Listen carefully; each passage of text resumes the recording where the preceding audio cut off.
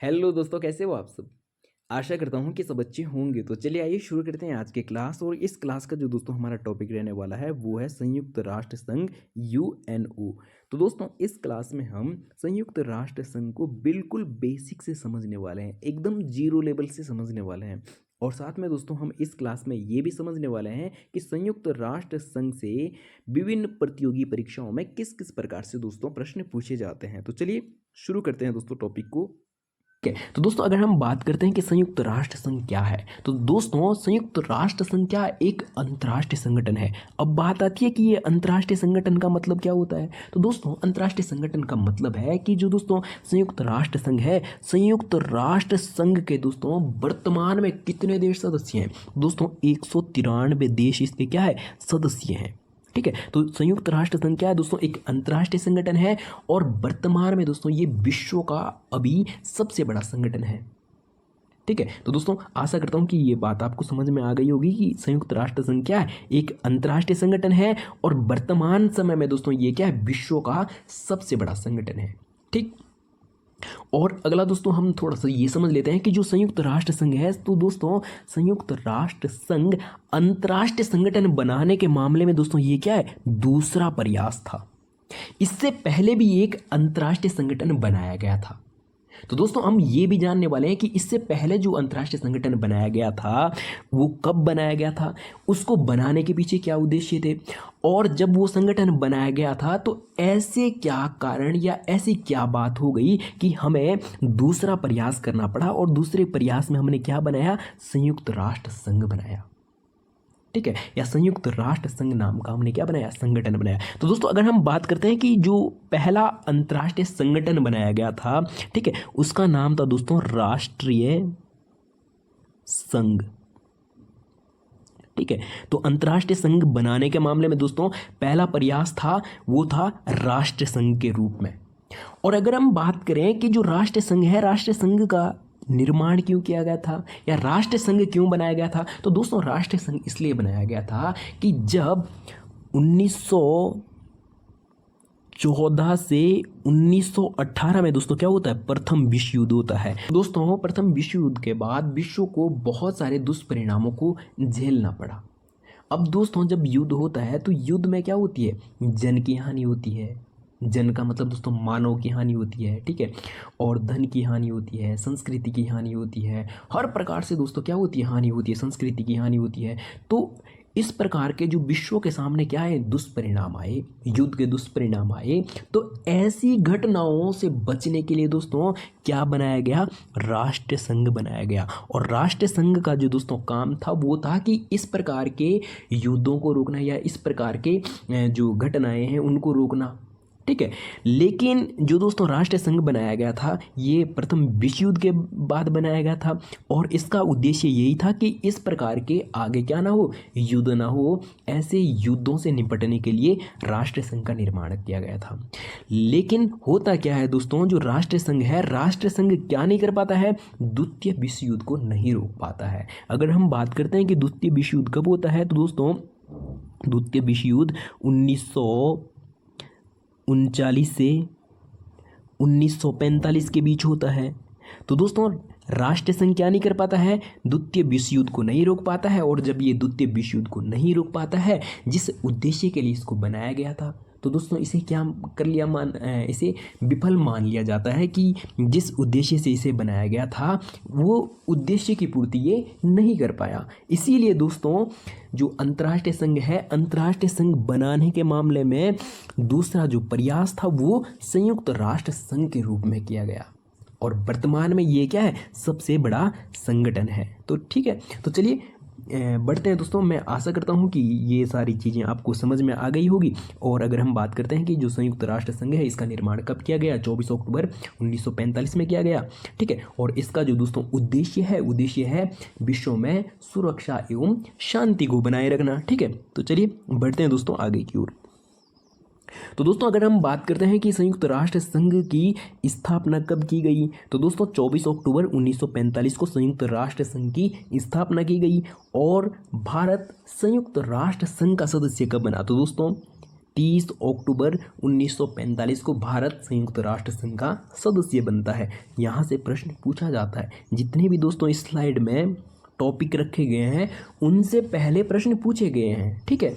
और अगला प्रश्न पूछा जाता है दोस्तों कि संयुक्त राष्ट्र संघ का मुख्यालय कहाँ है, तो दोस्तों न्यूयॉर्क अमेरिका में है, ठीक है। और दोस्तों अगर हम बात करते हैं कि संयुक्त राष्ट्र संघ में वर्तमान में कितने सदस्य देश हैं, ठीक है, तो दोस्तों वर्तमान में कितने संयुक्त राष्ट्र संघ के वर्तमान में 193 सदस्य देश हैं।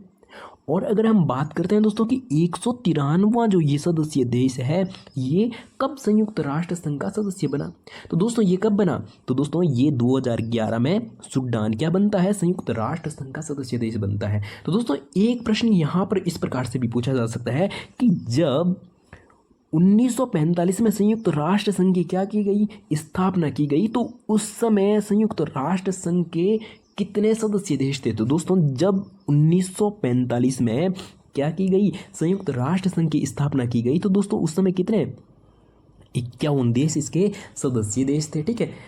और अगर दोस्तों हम बात करते हैं कि अगला प्रश्न इस प्रकार से पूछा जाता है कि संयुक्त राष्ट्र दिवस कब मनाया जाता है, तो दोस्तों 24 अक्टूबर को संयुक्त राष्ट्र दिवस मनाया जाता है।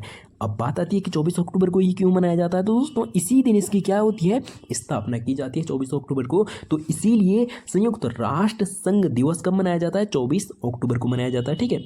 तो चलिए बढ़ते हैं दोस्तों आगे की ओर।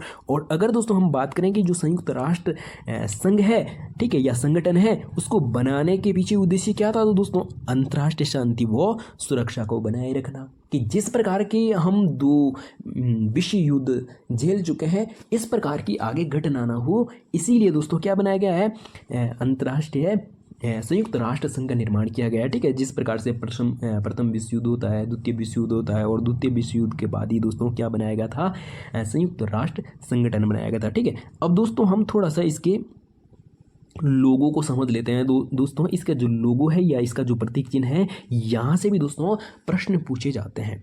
तो दोस्तों सबसे पहला प्रश्न तो यही पूछा जा सकता है कि जो संयुक्त राष्ट्र संघ है, संयुक्त राष्ट्र संघ का जो प्रतीक चिन्ह है, प्रतीक चिन्ह क्या है। तो दोस्तों अगर हम बात करें कि संयुक्त राष्ट्र संघ का प्रतीक चिन्ह क्या है, तो दोस्तों 5 वृत्त है। ये अगर आप इन्हें गिने तो ये कितने 5 वृत्त है, और 5 वृत्तों के अंदर विश्व के मैप को दर्शाया गया है, ठीक है। तो प्रश्न पूछा जा सकता है कि जो संयुक्त राष्ट्र संघ का क्या है, प्रतीक चिन्ह है, उसमें कितने वृत्तों को दर्शाया गया है, तो दोस्तों 5 वृत्त, और 5 वृत्तों के अंदर विश्व के मैप को दर्शाया गया है। और साइड में दोस्तों ये क्या है, जैतून की शाखाएं हैं या जैतून की पत्तियां हैं, ठीक है। तो दोस्तों प्रश्न पूछा जा सकता है कि जो संयुक्त राष्ट्र संघ का प्रतीक चिन्ह है, संयुक्त राष्ट्र संघ के प्रतीक चिन्ह में जो ये शाखाएं हैं ये किसकी है, जैतून की है या सहतूत की है, या अलग अलग प्रकार से दोस्तों आपको ऑप्शन मिल सकते हैं। तो ये किसकी है दोस्तों, जैतून की शाखाएं हैं, ठीक है।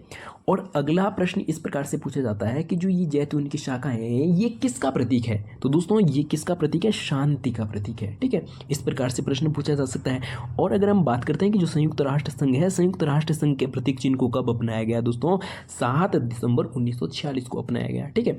और अब दोस्तों थोड़ा सा हम संयुक्त राष्ट्र संघ के ध्वज को देख लेते हैं, ठीक है। तो दोस्तों ये संयुक्त राष्ट्र संघ का क्या है, झंडा है, और इसे कब अपनाया गया, तो दोस्तों 20 अक्टूबर 1947 को संयुक्त राष्ट्र संघ के क्या जो ध्वज है इसको अपनाया गया। और जो दोस्तों संयुक्त राष्ट्र संघ का झंडा है इसमें भी दोस्तों संयुक्त राष्ट्र संघ का प्रतीक चिन्ह को दर्शाया गया है, ठीक है। तो चलिए बढ़ते हैं दोस्तों आगे की ओर।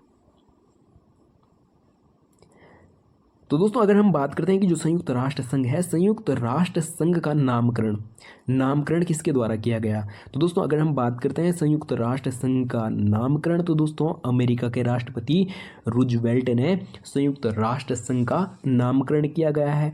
और अगला प्रश्न दोस्तों बहुत बार प्रश्न पूछा गया है कि संयुक्त राष्ट्र संघ के प्रथम सचिव कौन थे, तो दोस्तों प्रथम सचिव कौन थे, ड्रिगवेली नॉर्वे देश के थे, ठीक है। और अगर दोस्तों हम बात करते हैं कि वर्तमान सचिव कौन है, संयुक्त राष्ट्र संघ के वर्तमान सचिव कौन है, तो दोस्तों एंटोनियो, ये कहाँ के हैं, पुर्तगाल के हैं। तो दोस्तों आपको एक कमेंट करके कमेंट बताना है कि जो संयुक्त राष्ट्र संघ के प्रथम एशियाई महासचिव कौन थे। आपको कमेंट करके बताना है। हो सकता है इस बार इस प्रकार से प्रश्न पूछ दिया जाए कि जो संयुक्त एशिया है, एशिया महाद्वीप के प्रथम संयुक्त संघ के महासचिव कौन थे। ठीक है दोस्तों, देश में बता देता हूँ, देश म्यांमार हो जाएगा। अब म्यांमार से कौन थे ये आपको कमेंट में बताना है। ठीक है, और दोस्तों अगर हम बात करते हैं कि संयुक्त राष्ट्र संघ की राजभाषाएं कितनी है, तो दोस्तों 6 राजभाषाएं हैं।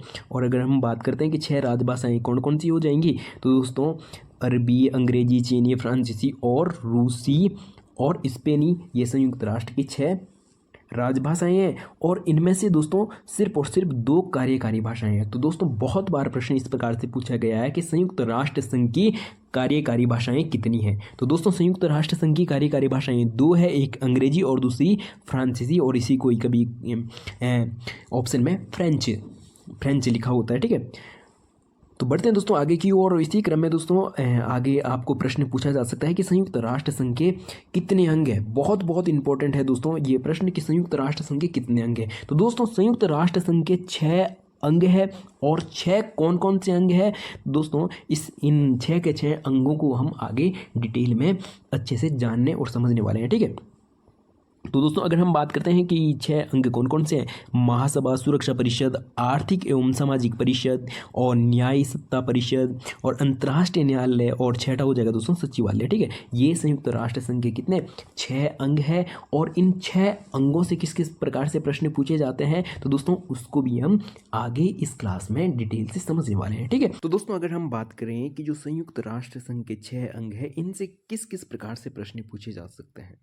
तो दोस्तों अगर हम बात करते हैं कि महासभा से किस प्रकार से प्रश्न पूछे जा सकते हैं, तो दोस्तों महासभा से प्रश्न पूछा जाता है कि महासभा के कितने सदस्य देश हैं। तो दोस्तों महासभा के कितने सदस्य देश हो जाएंगे, 193 सदस्य देश हो जाएंगे। ठीक है, जितने दोस्तों संयुक्त राष्ट्र संघ के सदस्य देश हैं वो सभी के सभी दोस्तों महासभा के भी क्या होते हैं, सदस्य देश होते हैं। ठीक है, और अगला प्रश्न पूछा जा सकता है दोस्तों कि जो संयुक्त राष्ट्र संघ के 6 अंग हैं उनमें से किसको लघु संसद के नाम से जाना जाता है। तो दोस्तों संयुक्त राष्ट्र संघ का जो महासभा एक अंग है, इसको दोस्तों किसके नाम से जाना जाता है, लघु संसद के नाम से भी जाना जाता है, विश्व की लघु संसद के नाम से भी जाना जाता है। ठीक है, और दोस्तों अगर हम बात करते हैं कि जो महासभा है, महासभा का मुख्यालय कहाँ है, दोस्तों न्यूयॉर्क अमेरिका में है। ठीक है, अगर दोस्तों हम बात करते हैं कि जो सुरक्षा परिषद है, सुरक्षा परिषद से किस प्रकार से प्रश्न पूछे जा सकते हैं। तो दोस्तों सुरक्षा परिषद से प्रश्न पूछा जा सकता है कि सुरक्षा परिषद के कुल सदस्य देश कितने हैं। तो दोस्तों अगर हम बात करें कि कुल सदस्य देश कितने हैं, तो 15 कुल सदस्य देश हैं। 15 में से दोस्तों 5 स्थायी सदस्य देश हैं और 10 दोस्तों अस्थायी सदस्य देश हैं। तो अगर हम बात करते हैं कि स्थायी सदस्य देश कौन कौन से हैं, तो दोस्तों चीन हो जाएगा। ठीक है, चीन, अमेरिका और फ्रांस और रूस।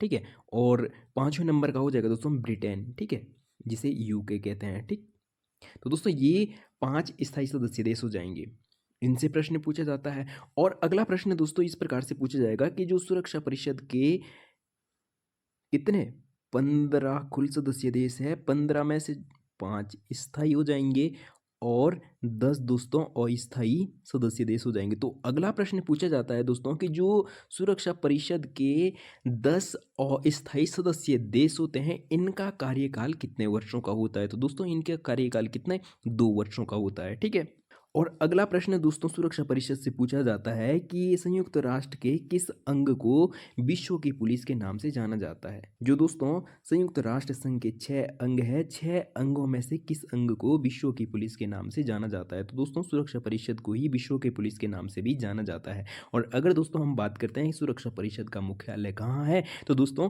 न्यूयॉर्क अमेरिका में ही है। ठीक है, तो दोस्तों अगर हम बात करें कि आर्थिक एवं सामाजिक परिषद से किस प्रकार से प्रश्न पूछा जा सकता है, तो दोस्तों पहला प्रश्न पूछा जा सकता है कि इसकी बारी बारी से बैठकें कहाँ होती है, इसकी वार्षिक बैठकें कहाँ होती है। तो दोस्तों अगर हम बात करें कि आर्थिक एवं सामाजिक परिषद की वार्षिक बैठकें कहाँ होती है, तो दोस्तों बारी बारी से न्यूयॉर्क और जेनेवा में होती है। एक बार न्यूयॉर्क में होती है और उसके बाद दोस्तों अगली बार कहाँ होती है, जेनेवा में होती है। ठीक, और दोस्तों अगर हम बात करें कि इसके टोटल सदस्य देशों की संख्या कितनी है, तो दोस्तों आर्थिक एवं सामाजिक परिषद के कुल सदस्य देशों की संख्या कितनी है? 54 है, ठीक है।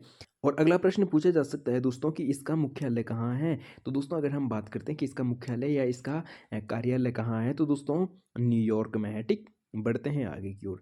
तो दोस्तों अब हम समझने वाले हैं कि न्याय सत्ता परिषद से किस प्रकार से प्रश्न पूछे जा सकते हैं। तो दोस्तों न्याय सत्ता परिषद से पहला ही प्रश्न इस प्रकार से पूछा जा सकता है कि संयुक्त राष्ट्र संघ का ऐसा कौन सा अंग है जिसने 1994 के बाद अपने कार्यों को करना बंद कर दिया है। तो दोस्तों न्याय सत्ता परिषद ऐसा संयुक्त राष्ट्र संघ का एकमात्र अंग है जिसने अपने कार्यों को करना अब क्या कर दिया है? बंद कर दिया है। और इसका जो दोस्तों अंतिम कार्य क्षेत्र था, तो दोस्तों 1 अक्टूबर 1994 में ही दोस्तों इसका अंतिम कार्य क्षेत्र था। और वो कौन सा था? तो दोस्तों प्लाऊ। 1 अक्टूबर 1994 में दोस्तों जो इसका अंतिम कार्य क्षेत्र था वो प्लाऊ के प्रति था, ठीक है।